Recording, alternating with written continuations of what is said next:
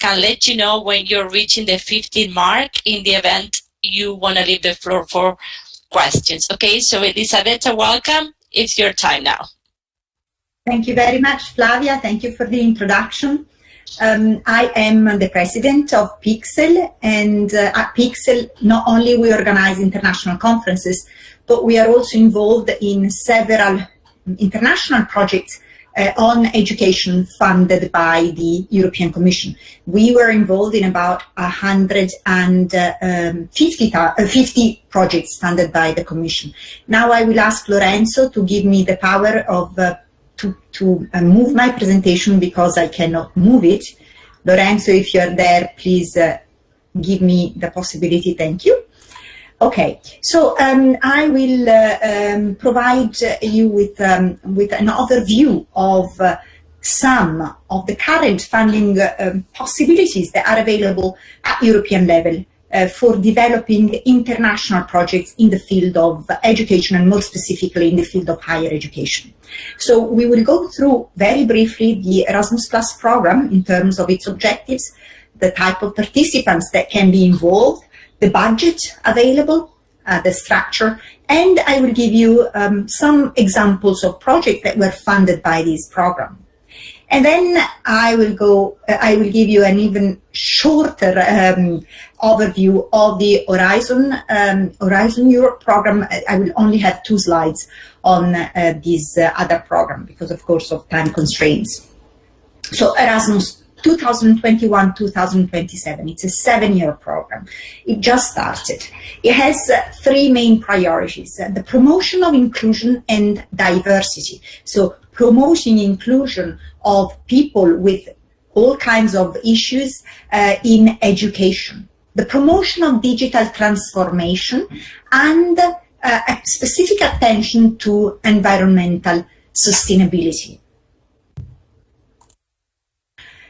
Who are the eligible participants? The organizations who can participate in the Erasmus Plus program are, first of all, higher education institutions.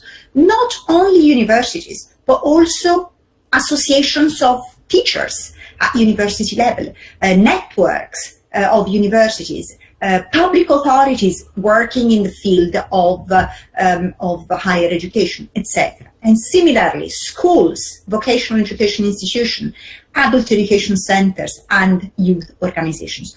All of these can participate and be involved in these types of program and access to the funds available.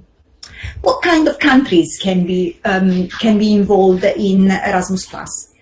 Basically, the entire world. So not only the so-called program countries, such the 27 EU member states, Iceland, Liechtenstein, Norway, the candidate countries such as Turkey and Macedonia, but also the so-called partner countries that are, as I said, the rest of the world. The budget. For the 7 years, 2021-2027, a budget of 26 billion euro is available for projects. And this is organized in the biggest share of the budget, as you can see here, is for higher education, but also then for vocational education, school education, and youth. And then, of course, the other actions such as adult education, etc. This is the structure of the program. It's an umbrella program. It's very big. So we will only address a specific action. So very briefly, I will go through the key A1 action for mobility and the partnership for cooperation action in key KA2. Mobility. What can be funded? So it is possible to have funds to cover the cost of mobility, that is students or staff traveling to another country from universities. And now I'm focusing first of all on universities. Students, but also, I repeat, staff. And staff means not only lecturers at university level, but also administrative staff, for example, those working in higher education institutions. And then, of course, at school education level for pupils, teachers. There is also promotion of virtual mobility and a facilitation of and promotion of flexible learning pathway. 10 million people will be involved in mobility in the next 7 years, thanks to this program. What kind of activities can be funded? For staff, it is possible to have funds for traveling, for example, to another university to have a job shadowing experience, or a teaching assignment, or to participate in a training course in another country. And then for students to attend courses in other countries, etc. There are 3 actors involved in these types of projects: a sending organization, that is the university who receives the grant to cover the cost for teachers, administrative staff, students traveling to another country, to a receiving organization. This can be either a university or another kind of organization. For example, if administrative staff from a university would like to go to another country to attend a training course, the receiving organization cannot be a university. It can be a university or another type of organization. And then there are intermediary organizations that are there to facilitate the process for the organization of these mobility initiatives. The budget for higher education institutions, they have €400 per participant for organizational support, meaning that for every student traveling to another country, the university will receive €400 for organizing everything. The student, the individual, will receive €70 per day for each day the mobility experience lasts. Staff, so teachers or administrative staff, they will receive up to €180 per day. I say up to because it depends on the country where they will be traveling. So if the cost of living is higher, the budget per day may be up to €180. If the cost of living is lower, it will be lower, for example, €70. And then between 180 up to €1,500 per travel, depending on the distance. So of course, if from Florence I'm traveling to Paris, the budget will be lower as compared as if from Florence I'm traveling to New York, because of course the cost of the travel will be higher. For travels, the budget will be slightly bigger for the so-called green travel. So if rather than traveling by plane, you decide to travel by train, and that is less, that has a lower impact on the environment, the budget will be slightly higher.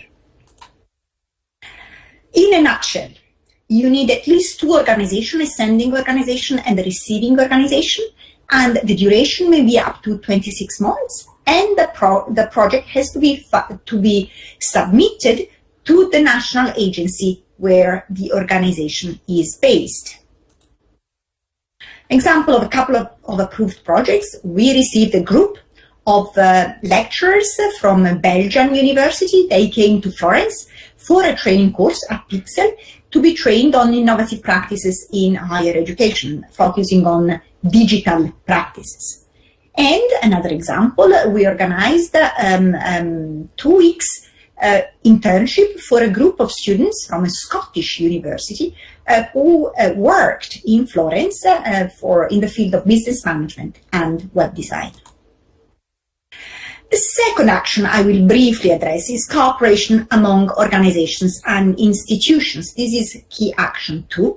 This is how the action is organized. As you see, very structured, very big, but we will focus here on the so-called cooperation partnerships. There are both horizontal and field-specific priorities. So if you would like to work on a project in this framework, cooperation partnership, you will have to address either an horizontal priority and or a field-specific priority. The horizontal priorities are, for example, inclusion and diversity, environment, digital readiness, the promotion of civic engagement and participation. Here you can see that for each field, there are every year specific priorities, the so-called field-specific priorities. For example, in the field of higher education, university education, it's focusing on innovation, focusing on supporting digital capacities, on building an inclusive system, etc. And then you can see the other priorities in the different fields. The budget for cooperation projects, the budget is up to 400,000 euro for 2 to 3 years projects. Participants, at least 3 organizations from 3 countries. There is a call for proposal every year, and so it is possible every year to submit a project proposal. Now, a few words on some of the projects in which we are currently involved that were funded by this program. The first one is MATI. The applicant organization for this project is the Polytechnic University of Braganza.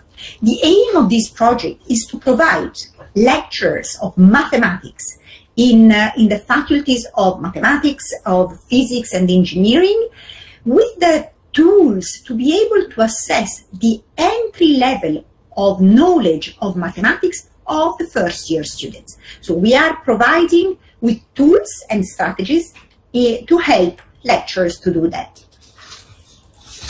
Very briefly, the second project, Voices of Immigrant Women. So as you see that the areas are very different. We were speaking of mathematics. We are now on social sciences.